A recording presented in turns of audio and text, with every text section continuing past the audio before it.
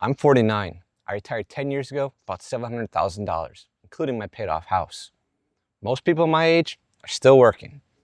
But after 10 years, that $700,000 has grown to roughly $1.2 million, and I'm still retired. The difference isn't luck, and it wasn't some secret investment strategy. It's the 5 things I did in my 20s and 30s that made early retirement possible. And if you're in your 30s or 40s, or even 50s, these 5 things could completely change what your future looks like. Here's number 1. Start now. Don't wait. See, I think one of the earliest traps to fall into in your 30s or 40s is thinking that you've got plenty of time. I mean, you look at retirement and think, well, that's decades away. I'll get serious about it later. And look, I get it. Your 30s can be expensive. Your 40s can get even more complicated. You've got bills, maybe a family, a mortgage, a career, and you just want to enjoy your life now too. So retirement gets pushed into this ambiguous little space called someday. But here's what I've learned. Your 30s and 40s, those aren't the years that you should be waiting to start thinking about freedom. They're actually some of the best years that you have to build it. Now, you don't need to know exactly what age you're going to retire. You don't need millions of dollars sitting in an account right now. You just need to start moving in that direction.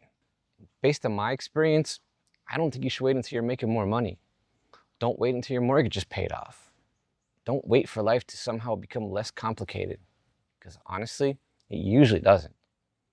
Start with what you've got now, because every year that you put off saving, investing, getting your spending under control, or even figuring out what you actually want, you're making a future version of yourself do more work. And there's something else that I didn't really understand when I was in my 30s. You can spend those years building somebody else's idea of success. A bigger house, a nicer car, a higher salary, more stuff. And look, there's nothing wrong with wanting those things. Honestly, I wanted some of them myself.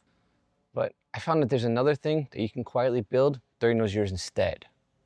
Something that's worth way more than all the stuff that you could buy. That's options. That's really what I was trying to build. Saving more money gives you more options. But how much should you actually be putting towards retirement? And that's where the second realization comes in. Invest more sooner. Like I said, starting, that's important. But the amount that you invest matters greatly. See, over time, I started looking at money a little bit differently than most people. To me, every dollar that I invested wasn't just money that I was putting away for some retirement date way off in the future.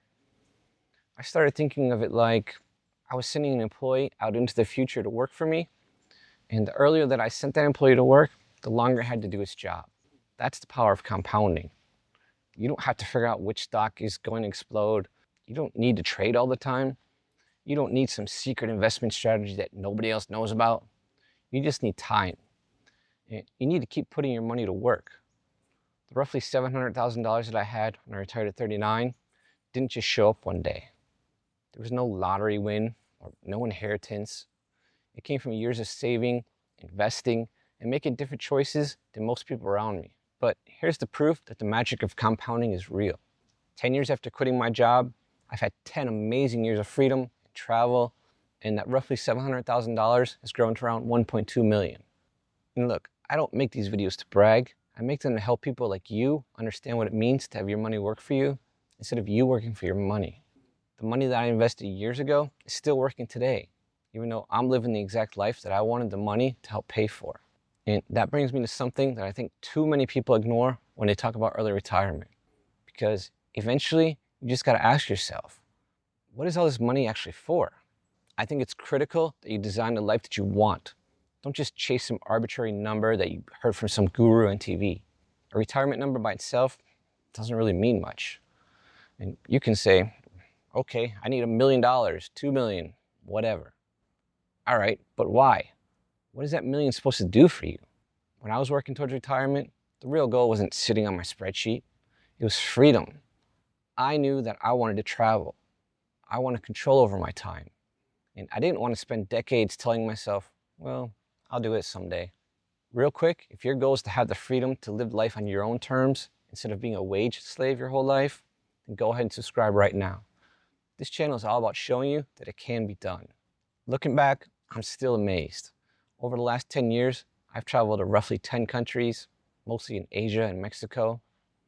These days, my wife and I spend about 5 months every year traveling around Asia. On my first trip to Cambodia, that's when I met my wife. I wasn't walking around Cambodia thinking, well, this is where I'm going to meet the person that I'll spend the rest of my life with. It just happened. And honestly, she's been the greatest unexpected bonus of this whole journey. That's one of the reasons I think it's so important to design the life, not just the number. Because when you're planning for retirement at 30 or 35 or even 39, you really can't know everything that's going to happen. You don't know who you're going to meet. You don't know what places you're going to fall in love with. You don't know what interests that you're going to pick up. You don't even know exactly what you're going to become. I sure as heck didn't retire so I could sit around on the porch in my rocking chair and tell people, hey, I'm retired. I retired because there was things that I wanted to do with my life. And once you understand that, the number becomes what it really is. It's just a tool. It's not the destination. But here's another problem that comes up when you decide to do something that's completely outside the box for most people. Other people start telling you why you shouldn't do it and why you can't do it. Now look, this is important. Ignore the doubters and trust the math. When you tell people that you're thinking about retiring decades earlier than normal, you're probably going to hear some version of, bro, you're crazy. And sometimes, honestly, that concern is completely fair. You should listen to legitimate concerns, but run the numbers. Know what you spend. Think about market risk. For sure, think about healthcare. Think about unexpected expenses. Give yourself room for things that go wrong, because from time to time, they absolutely will. But once you've actually done all that stuff, there's a difference between listening to somebody's concern and letting their fear and their limiting beliefs become your plan. Retiring at 39 clearly wasn't the normal path, but it was based on real numbers, my actual expenses, and the kind of life that I wanted. Here's the thing though, you don't need everybody else to believe in your plan. You just need to understand it and believe in it yourself. Re-examine what you believe is possible. Don't get trapped by other people's limiting beliefs, because most people are looking at your future through the lens of their own life. Someone might say, well, I could never retire on that. And they're probably right. Maybe they've got different expenses, different goals, different responsibilities, whatever. Look, that's fair, but their number doesn't have to be your number. And once you've got a handle on your numbers and you're comfortable with your plan, there's something else that you'll probably need to deal with. And that's your own fear of what happens when things don't go according to plan. That's where the fifth realization changed how I think about retirement. Trust yourself to adapt. I mean, we all know that markets can and will fail. Expenses can and will go up. Life can change. Your original retirement plan probably isn't going to play out exactly the way that you imagined it. I know mine didn't. I definitely couldn't have predicted that I'd meet my wife in Cambodia, or that we would spend 5 months a year traveling around Asia. I certainly didn't know that we would experience a once in a 100-year pandemic. I mean, that's the thing. A retirement plan isn't supposed to predict the next 40 years perfectly. That's impossible.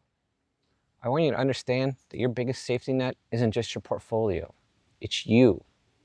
If things go south, you can spend less than you need to. You can change your plans. You can figure things out. You can learn something new. And if you ever really need to, you can find a way to make more money again. That ability to adapt is likely part of what got you in a position to retire in the first place. Because retirement isn't about creating some perfect life where nothing ever goes wrong. It's about having enough financial freedom and enough confidence in yourself that when something does go wrong, you know you've got options. And that's actually what retirement gave. It gave me time. It gave me flexibility. It gave me the ability to travel. It gave me experiences that I wouldn't have had otherwise. Experiences that most people put off until it's too late. And it gave me the freedom to find a relationship and build a life that I couldn't have planned for. 10 years ago, I knew I wanted freedom. I just didn't know exactly what freedom was going to look like. And maybe that's the most important part for someone in their 30s, 40s, or even 50s to understand. You don't have to know exactly what your life is going to look like 20 years from now. You just need to trust the math and trust in yourself. So if you're watching this in your 30s or 40s or 50s, don't worry about trying to copy my exact number. Instead, ask yourself something different. What would you do if work became optional? Where would you go? Who would you spend your time with? What have you been telling yourself that you'll do someday? What adventures would you have? And maybe the biggest question is this: what would an ordinary Monday look like if you were completely free to choose? Then start there. Start now. Invest more sooner if you reasonably can. Design a life that you're actually trying to fund. Listen to criticism, but trust the math. And trust yourself to adapt when life doesn't go according to plan. For me, the best part of retiring at 39 wasn't just leaving work. It was finally having the freedom to find out what came next. And if you're one of the people out there thinking that you need at least $1 million or more to even do this, I've actually got another video where I break down that whole assumption. I'll link it below if you want to check it out. I think it's definitely worth your time, so go watch it next. And remember, retirement isn't just a math problem. Thanks for watching, my friend. I'll see you in the next one.